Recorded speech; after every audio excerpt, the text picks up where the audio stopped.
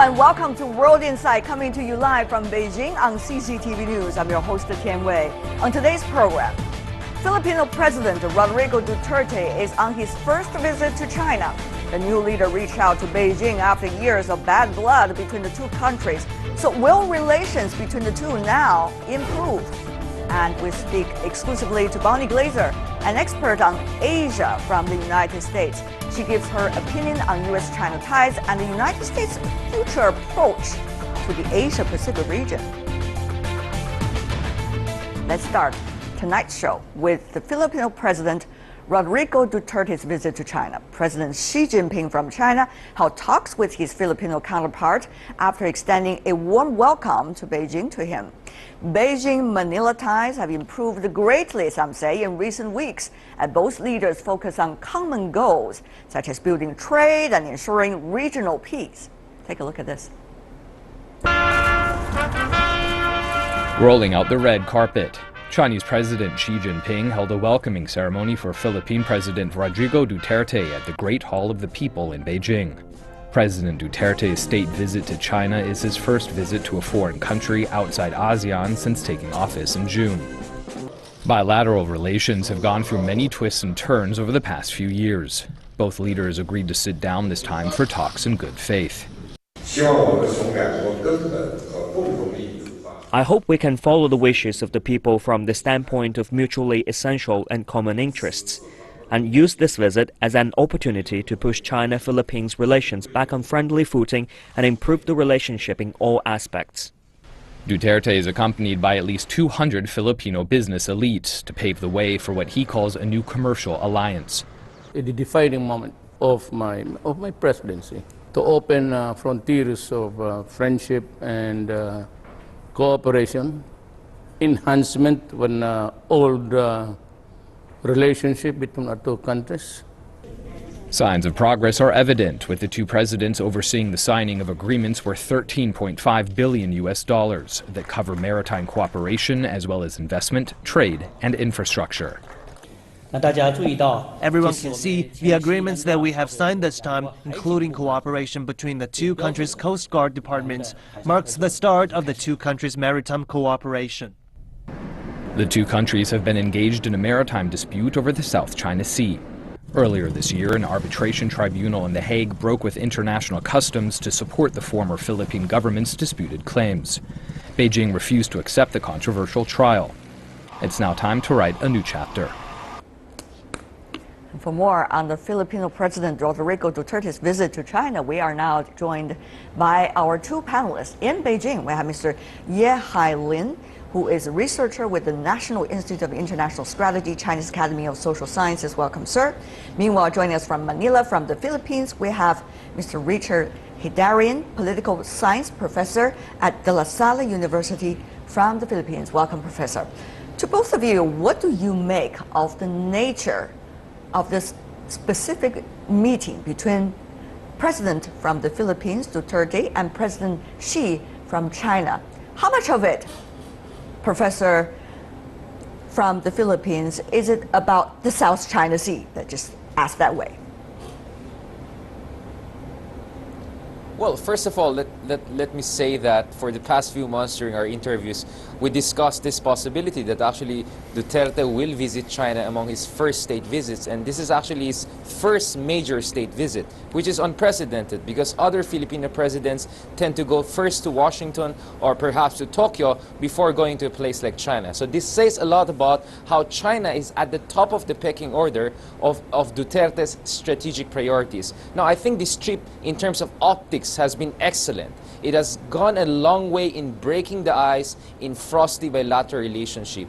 And I think it has injected a lot of normalization into bilateral ties. And if you look at the discussion, President Duterte has been focused more so far on economics. You have $13.5 billion of business deals, around $3 billion of possible Chinese infrastructure investment in the Philippines. You may have reduction of Chinese restrictions on Filipino imports. That's why he brought big tycoons with himself. But there seems to be also some discussion on the South China Sea disputes, but so far we're getting conflicting information from the Philippine government. Professor Hidarian, let's just make comments directly. We heard from President Duterte when he was speaking to the business community and the local community in China from the Philippines. He said that he is not going to bring up the South China Sea issue on his own first. He said this is the respect in Asian culture we have for the host. Later we heard Professor Hidarian from the Chinese Vice Minister of Foreign Relations, Mr. Liu Zhemin. He said this: Coast Guards and fishery cooperation has been agreed upon by the two leaders. He did not answer any question regarding fishermen from the Philippines, any possibility to fish near the Huangyan Islands, which is the controversial issue. So what do you make of the specific talk so far? Well, first of all, when it comes to Duterte, sometimes he tries to play to different audiences. So when he was in Manila a few days ago, he said he's going to raise the issue, and to make sure that the discussion of South China Sea will be within the framework of the Philippine arbitration case. Once he landed in Beijing, he's sounding a little bit different. I think that was out of respect. I think he really appreciates the amount of respect and goodwill that the Chinese leaders have shown him. So he felt it was a little bit disrespectful, or it's going to slight his host. That's why he said that. But from what I know, based on reports and based on my different contacts, it seems behind the scenes there have actually been negotiations on a joint fishery agreements in the Scarborough Shoal to allow the Filipino fishermen to also have access there. This is very politically important because Duterte cannot just go home with economic goodies. He also has to show to the Filipino people that he's going to get also some good compromise in the South China Sea. I even heard that there could be a discussion of a joint oil exploration in the Reed Bank. But it seems the president doesn't want to talk about those things too much. Perhaps he feels they're too controversial and he doesn't want to rock the boat. All right, let me go to you, Mr. Ye here in Beijing. What about that fact that both leaders have agreed, as being expressed to the media, that the South China Sea is not the sum total of the two countries' relationship? What does that tell us about the realizations from both sides, about the nature of relations in the past 1 or 2 years, and their possible future ahead? For the last 3 years, we know the China and the Philippine bilateral relation only focusing on one thing, the South China Sea. And let's verify what is going on. Nothing happened. Neither China nor Philippines could say, okay, through this argument, China or Philippines got what they want. So it's far away. So this time, for the visit of the President Duterte to China, I think China was not expecting Duterte won't mention the South China Sea issue. It's not our Chinese stance. I think we can talk, we can discuss, we can hold our opinion, we can agree to disagree. So it's naturally. But the question is that, do we only have one thing to talk about? Obviously, there's many issues we can explore. So that's the question to answer. That's the answer to answer. What's the priority for the current bilateral relation? And what is the priority, Mr. Ye? I think in my understanding that we should look beyond the South China Sea issue. There are many issues, such as the cooperation, the economic cooperation, such as the OBOR initiatives, and such as the Philippines' demand and China's capability to boost the bilateral contacts. So there's many things. Key point is that both sides need to realize only arguing on the South China Sea won't make the situation better. What about the other area? The trade. And of course you heard from the Filipino President Duterte clearly, commercial alliance is a big word to be used, by the way. Of course that's coming from the Filipino President. What do you make of that specific phrase, briefly from you, and then I go to our Filipino President. In the matter of fact, actually China and the Philippines has been to the commercial alliance for a very long time. Even during the dispute on the South China Sea, still these two countries hold very tight commercial relations. So that means a lot. It doesn't mean we have to stay on the South China Sea issue and then go anything else. We can't do the things at the same time. Well, can we do the same thing at the same time? Let's see some of the numbers, as you said, Mr. Ye, that the trade relations has always been a very important part. China is Philippines' top source for imports, second largest trading partner, and also the third largest export market. Even when political relations between the two sides soured last year, the economic ties remained warm. Bilateral trade in 2015 hit over $45.6 billion, a 2.7% increase still in the year 2015, despite the disputes on than a year earlier. So, what do you make of it, Professor Hidarian, in the Philippines? Is that trade relationship likely to lead us to what your president called a commercial alliance? What would that mean? Well, I mean, first thing first, you're correct to say that the volume of trade has remained substantial despite all the acrimony over the South China Sea disputes. But the terms of the trade actually have deteriorated. It used to be, the Philippines used to have a smaller trade deficit with China. So now the trade deficit has increased. That's why during his trip, President Duterte brought a lot of Filipino businessmen so that the Philippines can also gain more access to China's consumer market, which is one of the biggest in the world. The second thing is investments. China's share of investments, foreign direct investment stock, is less than 1%. While the US is 13% and Japan is even way more. So there's a lot of room for improvement in terms of Chinese investments, particularly in the realm of infrastructure.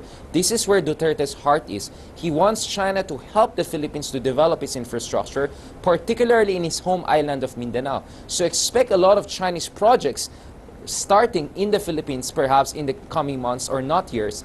And of course, if China enters the Philippine infrastructure market, that puts pressure on Japan and other countries to also be more competitive. So Duterte, because of this trip, has made the Philippine infrastructure landscape more promising. So that's why the stakes were very high in terms of bilateral economic relations, even if the volume of trade has not been compromised by the South China Sea disputes. 3 billion, that is the number being signed at this time between the two countries, come to China's provision of possibility support for infrastructure building inside the Philippines. But that, of course, is the loan. It's nothing else. It's the loan. How much sign does it give us as to China's competitiveness into the Filipino infrastructure market? I think China has Is it going to push others out of the market? I don't think the Philippines market is so small, only for $3 billion US dollars. Actually, it's a huge market. So I think the Philippines market could open to all the countries who has the intention and the capacity to put the investment. Question is that China left behind due to the obvious reason, the South China Sea dispute. So if we are talking about FDI or infrastructure construction, for the last couple of years, China is left behind. Now China could catch up, although there is still something uncertain. For instance, the South China Sea dispute is still there. The two countries' stance is quite far away. But the question is that now the two countries can manage this dispute and then leave their a very huge space room for the two countries to focusing on the economy, cooperation, and coordination. So I think this does not necessarily means China would keep another country out. Obviously, after all, 3 billion is not a big number. Okay, talking about other countries, we are not just focusing on the political and economic tie between China and Philippines because there are other players in the region and beyond. The United States, Professor Hidarian, is one of those obvious countries we have to mention.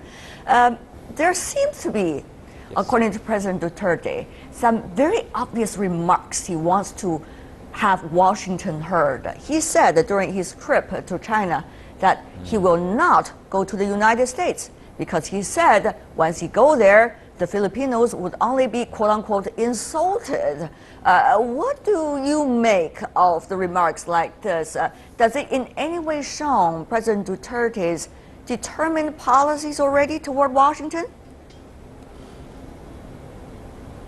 I don't think so. I think the thing with President Duterte is that he says a lot of things, and sometimes they're more bravado and braggadocio. I mean, let's remember, President Obama is stepping down in coming months. This is his final 100 days. So there's no reason for Duterte to think about going to U.S. unless we know who's going to be the next American president, and whether it's Donald Trump or Hillary Clinton, that represents its own matrix of calculations for the Philippines to consider. But remember, in 5 days, he's going to visit Japan also, which is the #1 ally of the United States, and expect Japan also to put a lot of economic incentives on the table to counterbeat China. So in fairness to Duterte, he has created this very dynamic competition among major economic powers to fight over the Philippine goodwill and the Philippine infrastructure landscape. So some very interesting dynamic things happening there. And the other thing is this, he says a lot of things about severing ties with the U.S., ending the alliance with the U.S., goodbye to the U.S., but so far we have not even gotten a confirmation that bilateral exercises with the U.S. will be cancelled. So sometimes we have to take his statements with a grain of salt. All right. At this moment, Professor Hidarian, during his visit to China, there is a demonstration going on in front of the U.S. Embassy inside Manila about the Filipino people demanding the U.S. out of Mindanao, which is an important place for President Duterte to begin with. Is it likely to be an upswing trend politically inside the Philippines as a result of whether the remarks or the actions coming from the president? Well, Duterte is a very popular president. More than 80% of people have expressed trust and confidence in him. Nonetheless, despite his dust-ups with the United States, it seems that America is still very popular in the Philippines. A survey came out yesterday that showed America has a positive net 66% approval rating in the Philippines. So it seems by and large the Filipinos still have a positive view of the United States. And these protests, while getting a lot of media coverage because of some unfortunate incident involving the police cracking down on them, they're relatively small. They're not actually that large. So Duterte is actually going against the public opinion here by trying to reach out to China. And Duterte is trying very hard to portray China as a positive partner for peace for the Philippines, because in the Philippines, approval ratings of China is very low, actually. From the Chinese perspective, what do you make of this apparent Filipino president leaving or trying to distancing away from Washington, at least for the moment? Very frankly speaking, I think this question should ask American. It's American should think about his attitude to one of his major alliances in the Southeast Asia. We're going to ask an American expert later after our conversation. That's the question is that I don't think Duterte is only because of his he want to make the balance on the South China Sea issue or try to get better his relationship with China. It's also because of American takes a very, very negative towards the president himself. So in this case, for the China's perspective, I think we would like to see Philippine and the U.S. relation remain stable. That means no any unexpected accident happen. But we also would like to see American could a little bit adjust his attitude to his alliance and also another ASEAN, maybe not very strong country, but still a very important country for the whole region's stability and the peace. Well, the Philippine the country itself is going to be very important. ASEAN chair, likely 2017. That is going to be the Philippines' rotating presidency. Come back to you, Professor Hidarian. What is it? I mean, for this, what some consider as abrupt change of foreign policy by the Filipino government after President Duterte comes into office toward the United States. Is it political shrewdness? Is it political belief against the West? Or is it a very smart adjustment about what he believes the future is? I think it's definitely a combination of all those factors. I think Duterte personally has reservations with U.S. He calls himself a socialist. He has some anti-imperialist kind of mindset that has been there for a long time. He had some bad experiences with the U.S. when he was the mayor of Davao. That's one thing. The second thing is very irritated with Americans' criticism of his war on drugs, on human rights conditions. He feels the U.S. has no business to criticize him so openly, so publicly. But thirdly, there's also a matter of strategic recalibration, because under the previous president for Duterte, the Philippines was too much in the American camp.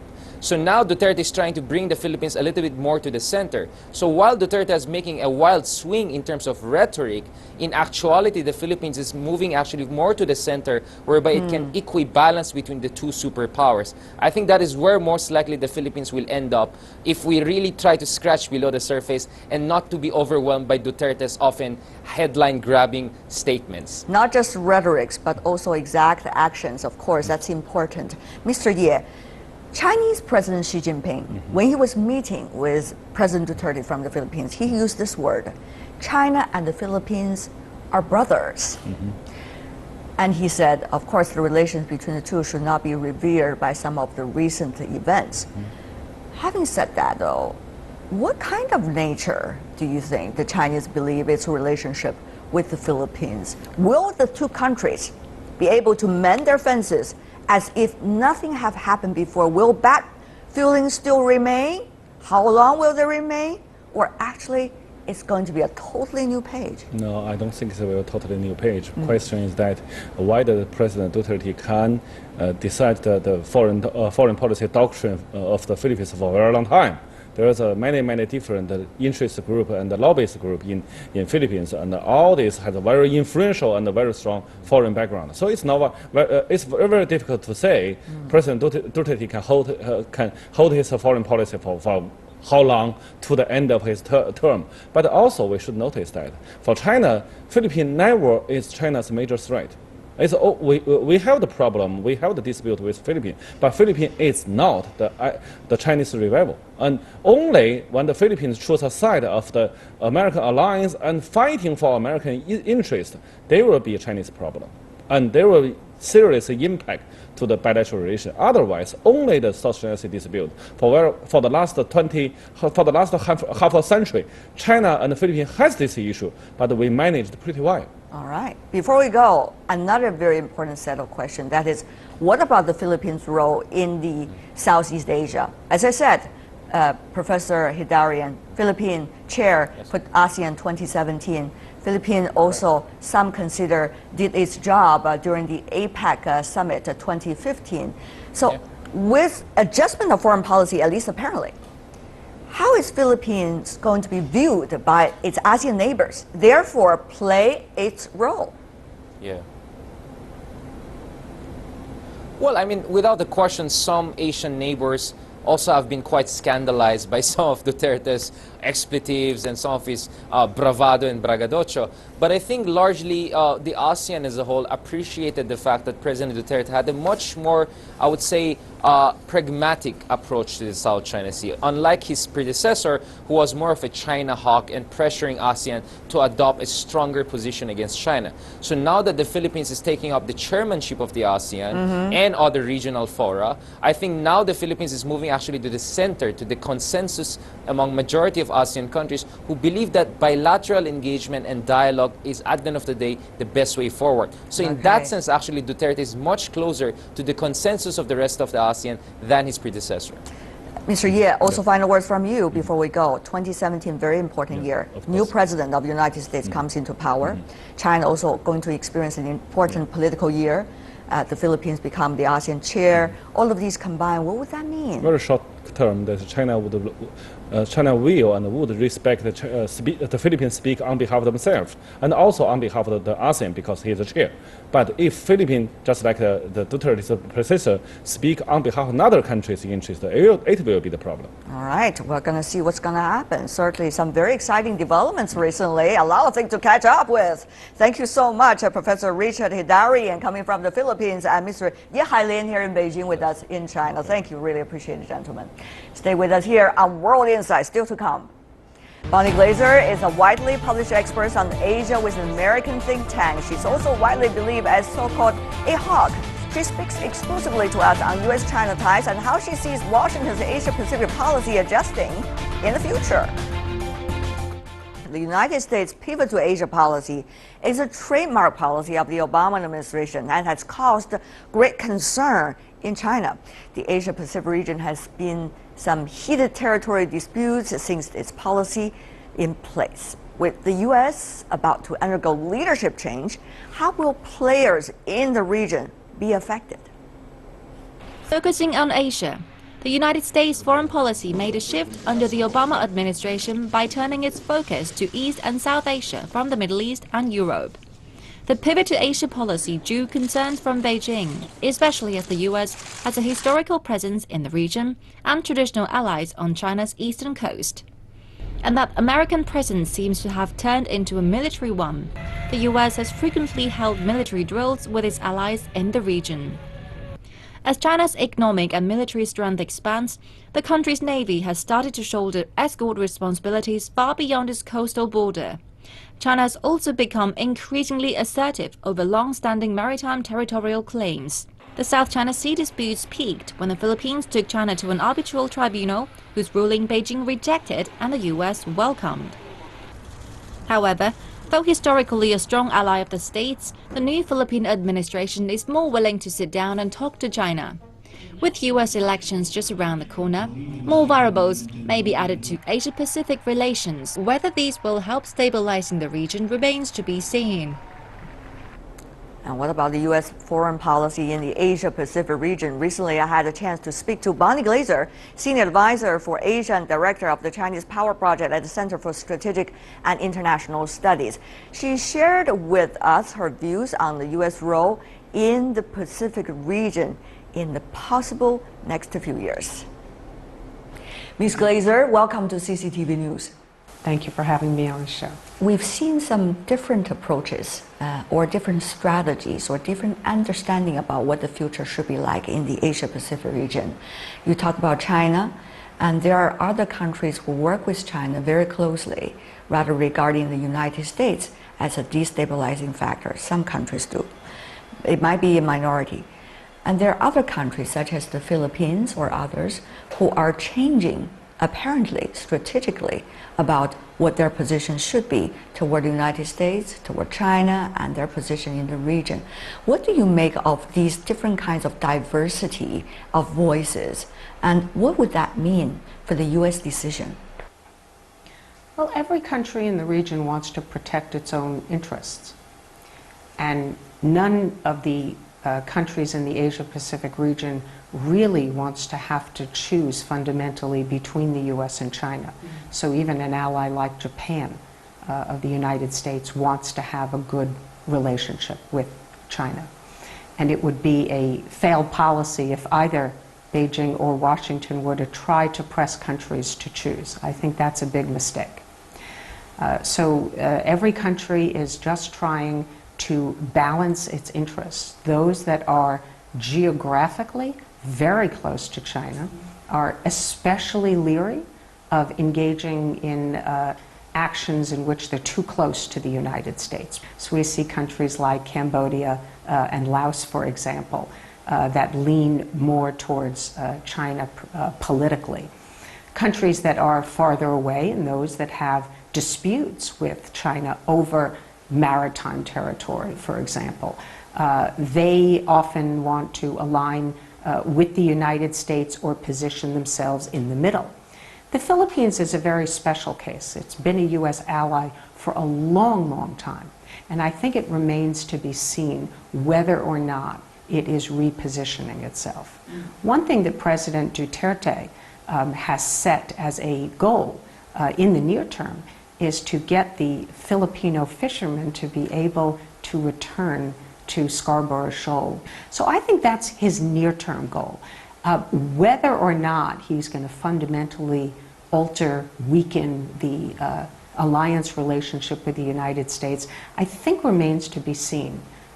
There's a lot of support for him in the Philippines, but primarily because of his anti-drug campaign, not because of his anti-American statements and So actions. what you're saying, Ms. Glaser, seems to me is suggesting no matter what others' positions are, the U.S. policy toward the Asia-Pacific region will always remain the same, and the role the U.S. plays will always remain the same?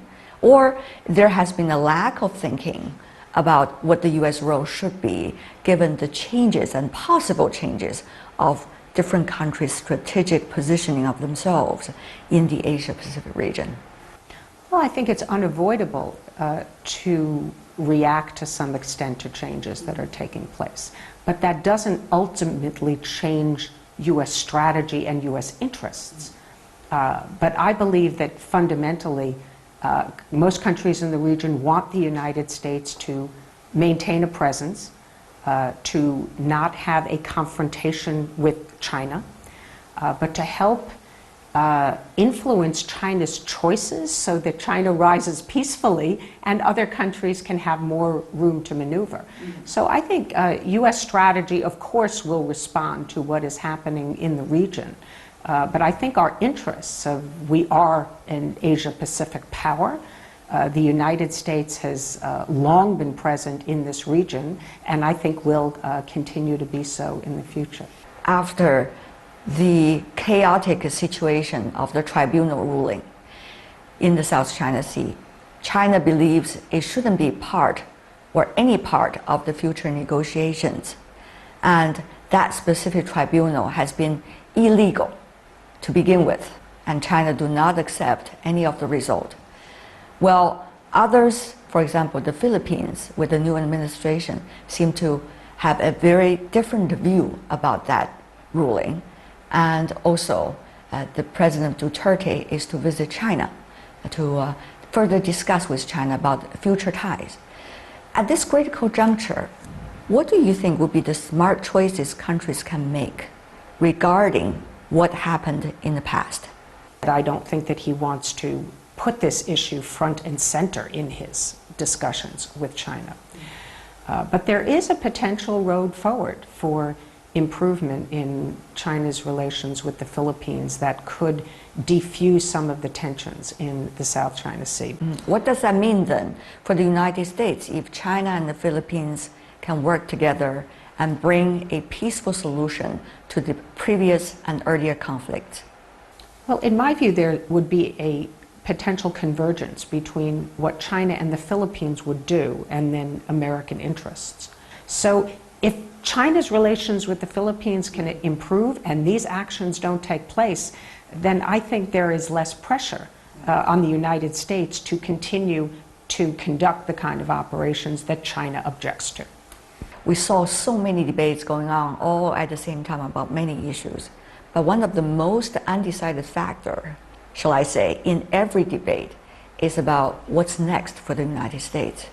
Of course, you have a presidential election cycle going on right now, but many are interested in understanding what's likely to be the direction. Of course, you have very different candidates at this moment. They have totally different views about the world. But from your perspective, where is the United States looking at for the near future?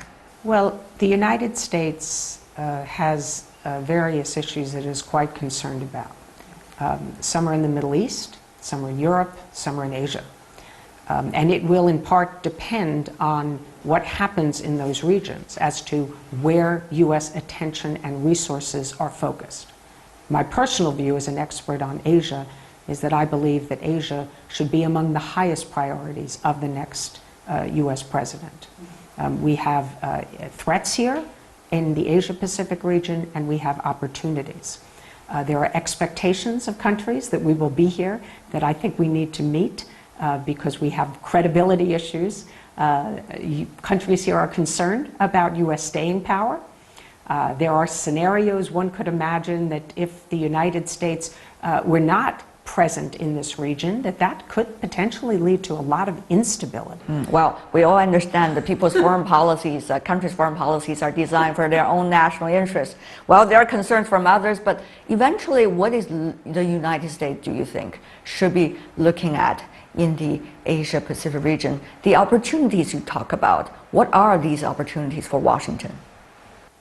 Well, the opportunities for the United States are to expand our relevance, our partnerships, to work with other countries, to strengthen institutions in this region, along with other countries, multilateral cooperation, bilateral, trilateral cooperation. We've already seen quite a bit of change in recent years. U.S., China, and South Korea are doing more.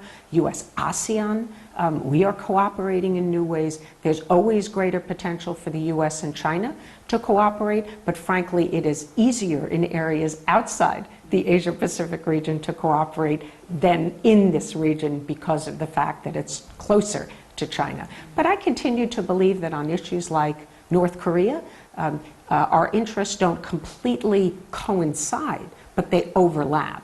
And I think that when a new president is inaugurated in the U.S. on January 20th, that the North Korean nuclear issue is going to be very, very high on that agenda, and that the U.S. president is going to look to China, as many presidents have done, to try and figure out how to solve this problem, because it has become, for the United States, increasingly an existential threat.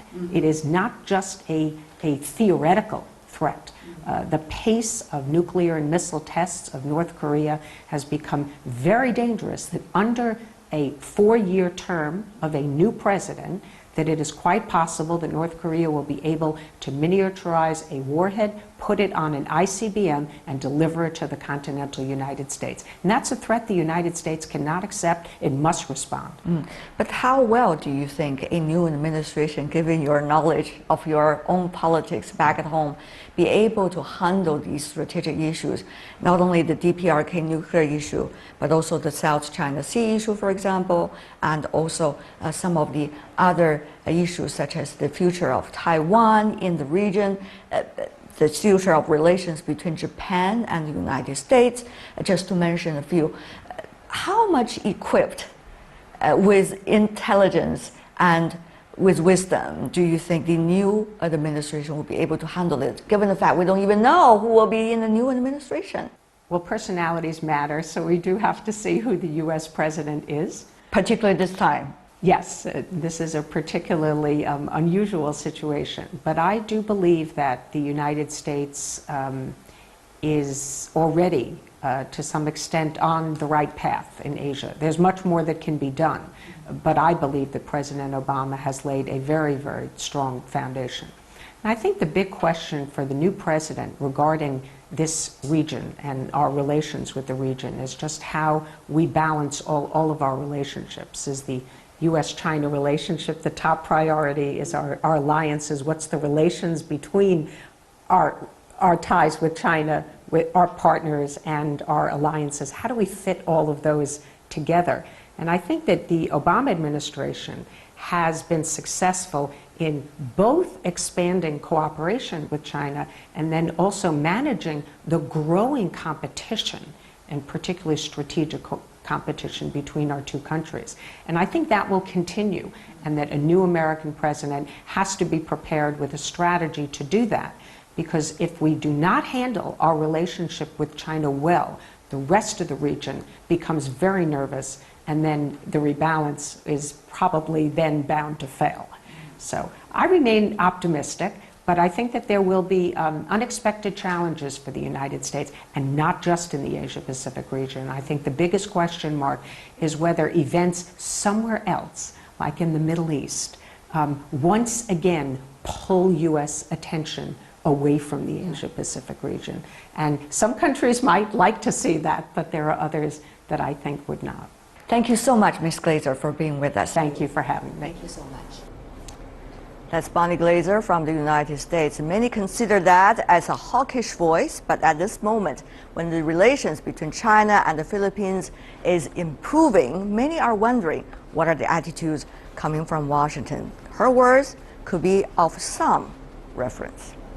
Well, that is all the time we have for today. If you'd like to see more of our program, visit our website. Just type in World Insight CCTV News into your search engine. You will be able to find us. Or you can also check out our YouTube channel. From me, Tian Wei, and everyone on the World Insight team, thanks for watching, and tune in again tomorrow for more insights from across China and around the world. Good night.